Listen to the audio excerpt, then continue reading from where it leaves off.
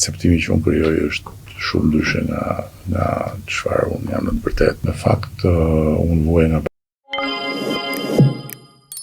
Celui dont la parole efface toute peine, le prophète est ici, c'est vers lui que je vais.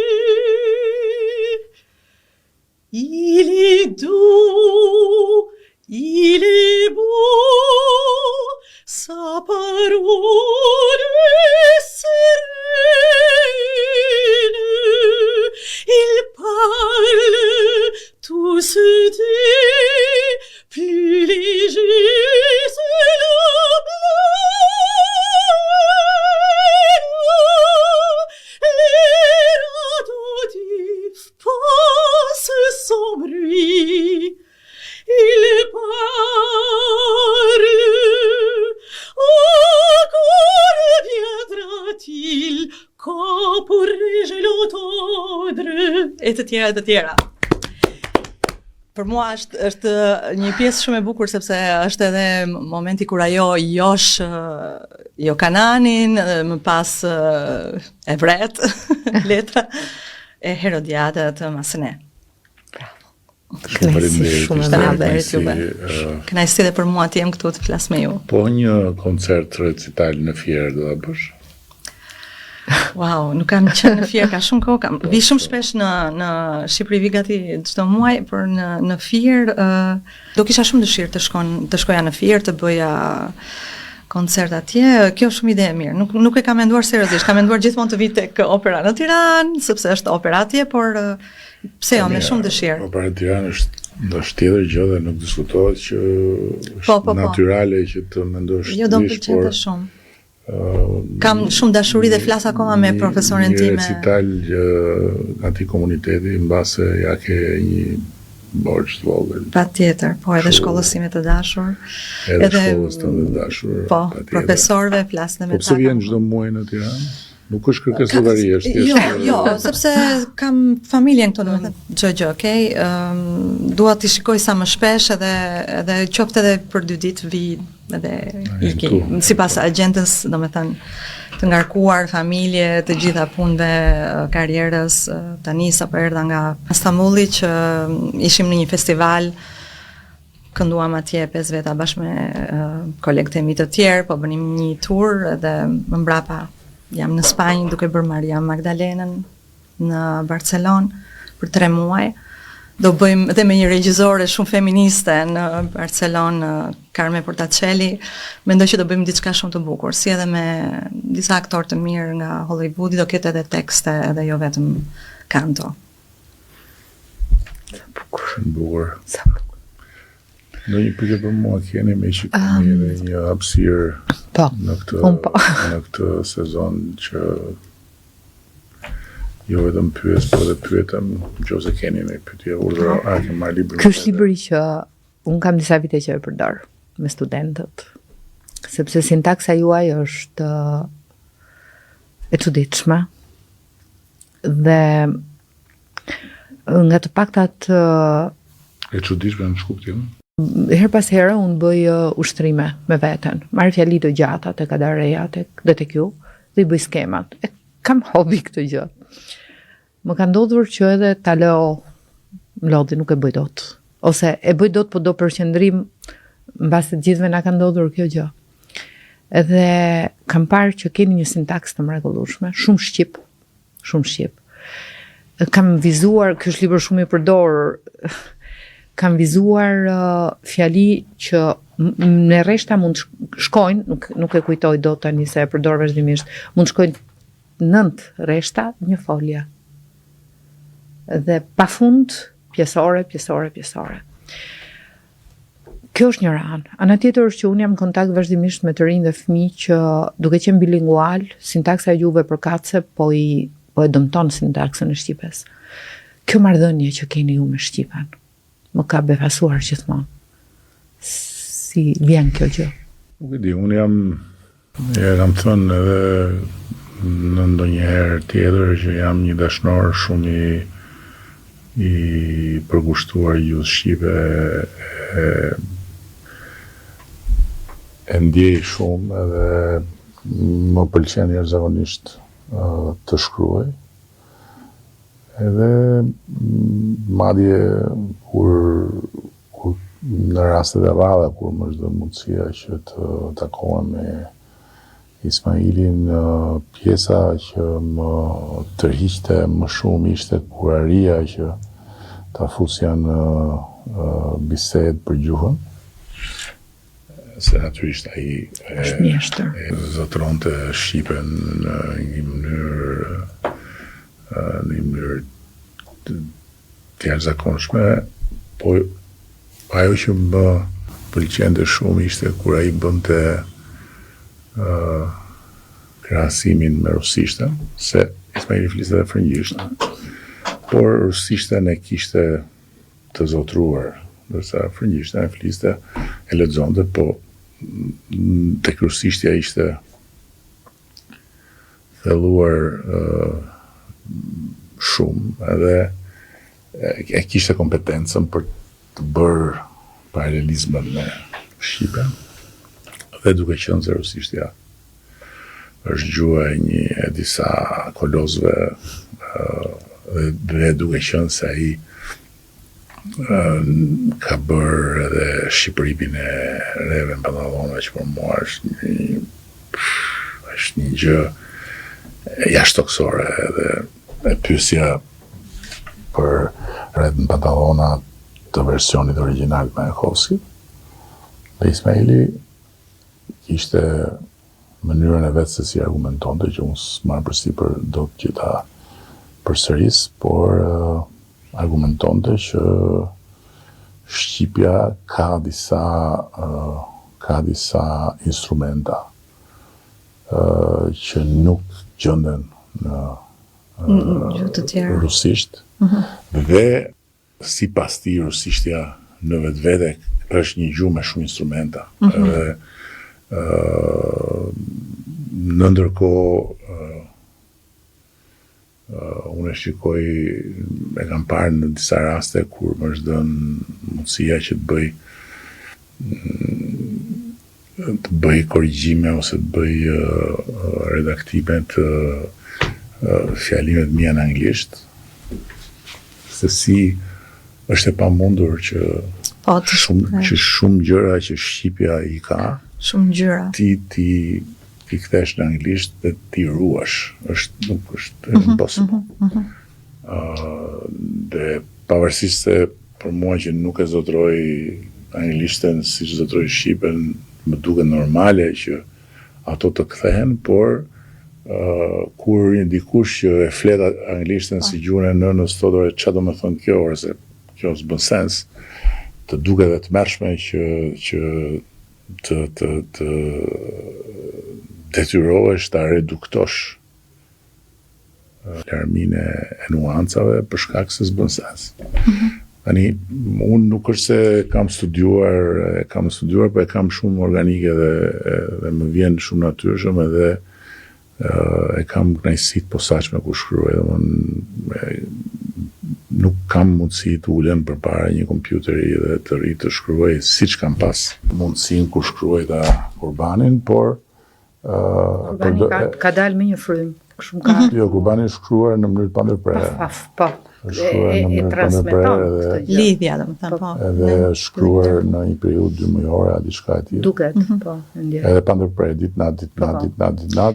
Vazhdimisht kur mundem, për shembull në avion, në makinë, kur jam që shkoj lëviz nga një vend tjetër, më pëlqen shumë që të shkruaj copza gjëra që lidhen natyrisht, lidhen me punën, lidhen me fjalimet. Po përgatis tani një libër me fjalët e sofrës së iftarit, edhe thjesht për kënaqësinë e shqipes, jo për ndonjë arsye tjetër, dhe për natyrisht dëshirën që ti shoh në një libër disa gjëra që i kam shkruar me shumë dëshirë. Nuk e di nëse ju a kanë thënë të tjerë përpara, po paraprakisht dua të them që një gabim kur përsëritet në gjuhë kthehet në rregull. Jeni pjesë e grupit që vendos parafjalë përpara ndaj foljeve, në ndërkohë, me patjetër. Dhe e përdorni shpesh këtë gjë. Nisur nga kjo kam disa kohë që po dëgjoj vazhdimisht kur folës të ndryshëm dhe mbase mund të jemi në fazën kur parafjala do të na bashkohet me ndaj foljen. Nuk ndodh në gjuhën shqipe. Nuk i di këto. Unë kam lexuar shumë kur kam qenë në një moshë të vogël. Pastaj jam përqendruar më shumë tek leximet specifike për artin, historinë e artit, artistët, edhe filozofike në fazën e adoleshencës dhe në një periudhë më pas. Po. Me ato libra dhe ndaluar ose libra në gjuhë huaj që qarkullonin ose libra italisht që i kishte gjyshi në bibliotekën e vet që do të kishin mbet nga biblioteka e gjyshit në Vlorë. Dhe pastaj pothuajse totalisht jam përqendruar tek leximet që kanë bëjnë me politikën, me historinë e politikës, me historitë e vendimmarrësve, figurave politike të normal funksion të që do të thotë, por përpiqem të them që nuk është se e kam ushqyer shumë me lexime shqipen, edhe pse për ta thënë të tërën sinqerisht kam shumë problem kur e lexoj të varfër ose kur e lexoj të banalizuar. Dhe një nga leximet ose një nga ata që më kanë influencuar shumë me ato piruetat dhe me befasit e gjuhës shqipe ka qenë Petrozhej dhe besoj që përkthimi i Don Quixotit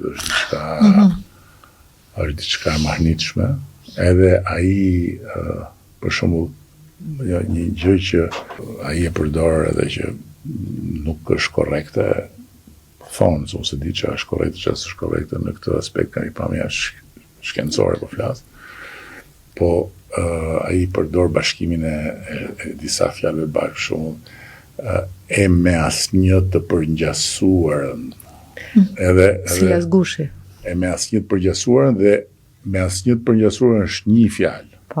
Dhe unë kam pas fatin ta njoh dhe të flas me të dhe ai lufton, ai këtë gjë e luftonte, thoshte kështu duhet të jetë. Nuk duhet të jetë ndryshe. Duhet të jetë sepse është një mbiemër.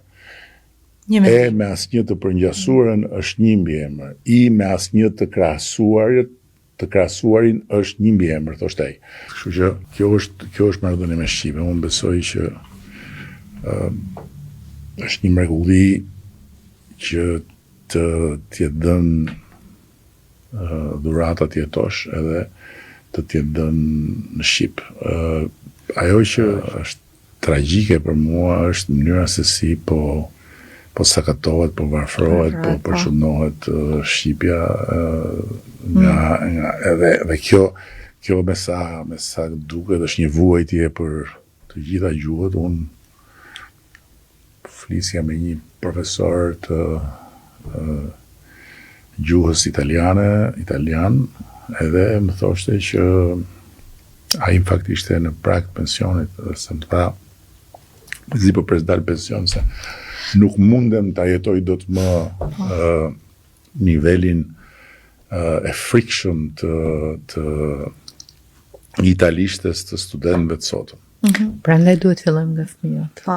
Po, këtë po flisnim pak paraprakisht dhe duhet mbështetur më shumë arsimi, gjuha, sa dhe unë kudo edhe në Belgjikë, shikoj, do me thënë, me gjithë gabime, bile edhe këto fjalët që kanë para si për shembull i, nuk i din.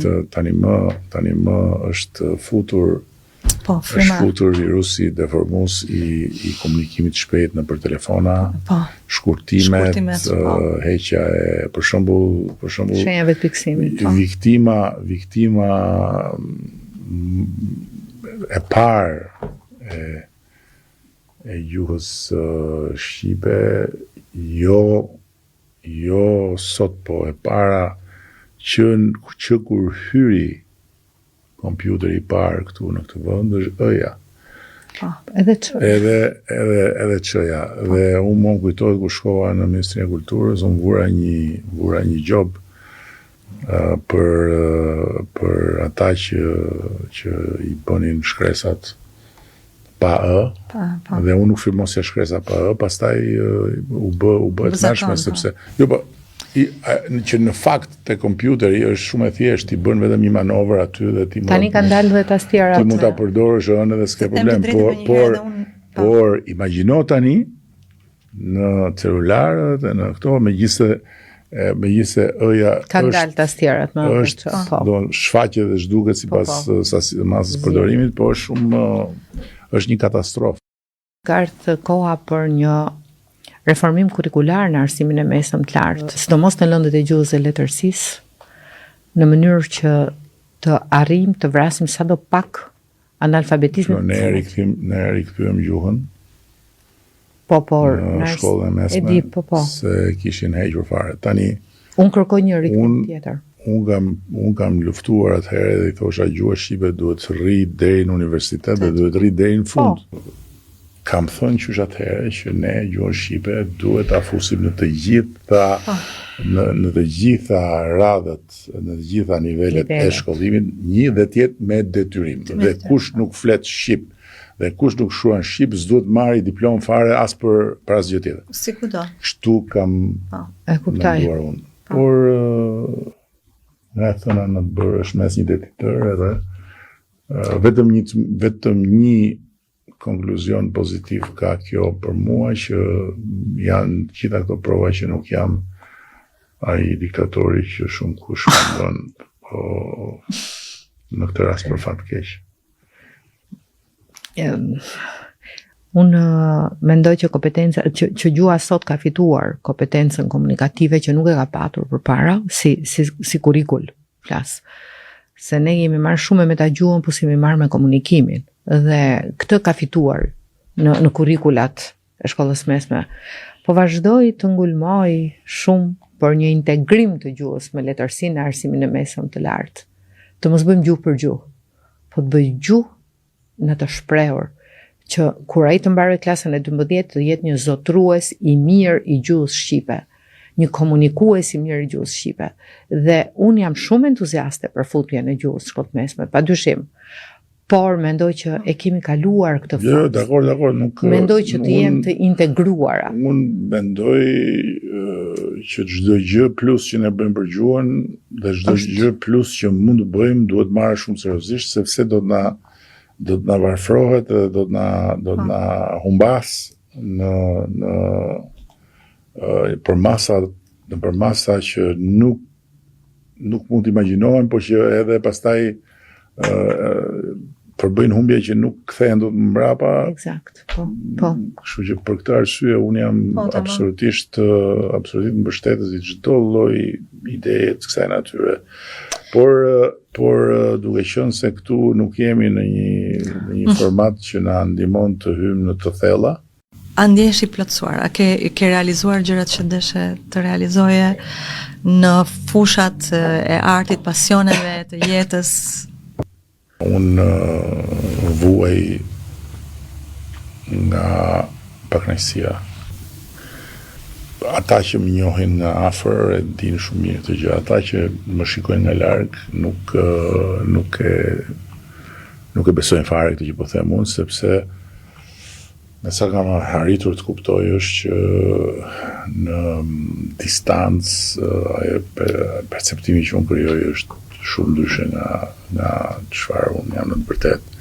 Dhe nëse në distancë mund dukem si dikush që mendon se i di të gjitha, në fakt unë vuaj nga pakënaqësia, dhe unë jam i pakënaqur me çdo gjë që bëj.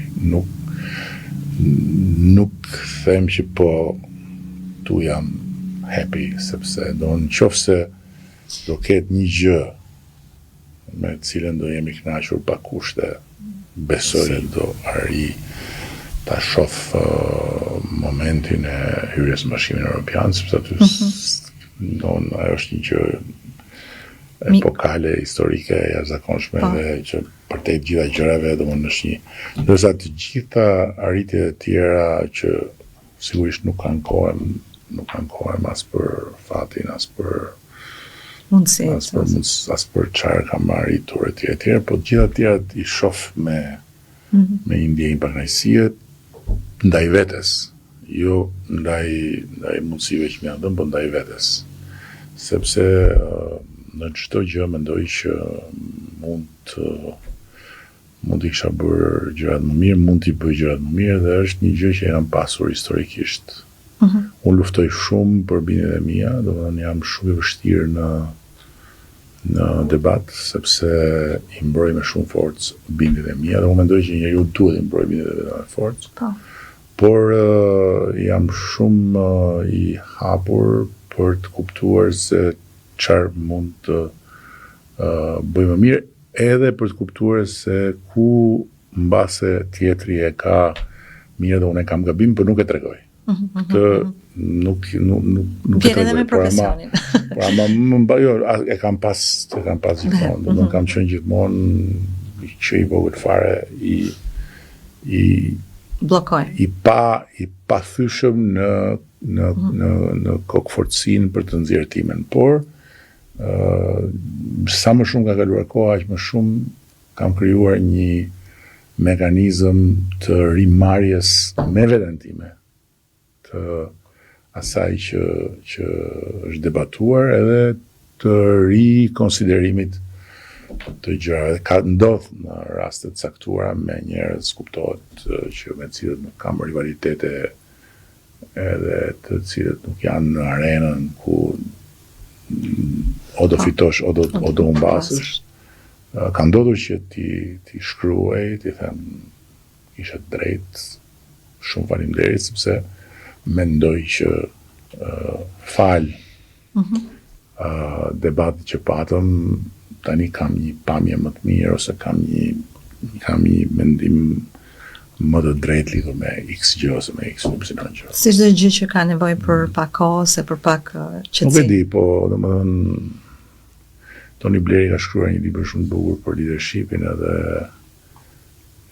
ka përcaktuar shumë bukur, thotë në fillim të gjithë liderët dëgjojnë. Pastaj ka një fazë kur nuk dëgjojnë. Pastaj vjen një fazë tjetër kur rifillojnë të dëgjojnë. Po ju ku jeni? Unë jam në fazën kur jo vetëm kam rifilluar të dëgjoj, por e kam krijuar plotësisht atë mekanizmin që thash që i përpunoj shumë gjërat më mbrapa, do më mendoj shumë mbrapa bisedat, debatet, gjërat që thuhen etj. Aty për natyrisht që ashtu siç kam këtë mekanizëm, kam edhe mekanizmin tjetër që aty ku duhet edhe kaq. Po. No, aty ku duhet reflektuar gjës, duhet reflektuar edhe pikë. A jeni lodhur duke qenë vazhdimisht i pakënaqur, sikurse thatë, nuk ka patur momente që jeni lodhur nga kjo gjë? Patjetër që ka patur momente që dhe ka momente kur mi ngrep edhe pyetjen pse duhet të vazhdoj të luftoj, por unë kam gjithmonë një zë që më vjen në ndihmë në përgjigje të kësaj pyetje. Edhe është një nga zërat që i kam në atë fonotekën time të kujtesës. Është zëri i një personazhit Kazanzakisit kur flet me kapitenin, kapedanin, dhe janë në anije dhe po i afrohen një porti, kështu e mbaj mëndu të se më i vogël, po gjithmonë dhe ku ai thot jeta ja kështu është jeta, thot si anije që në fund ndalon në një liman dhe i liman është vdekja. Edhe ky i thot, po, qofse është kështu, po pse duhet luftojmë? Edhe ai thot, mos pyet, do të lufto. Kështu që kur vjen pyetja pse, unë them është pyetja problemi, nuk është arsyeja pse ngrihet pyetja dhe mbaron aty.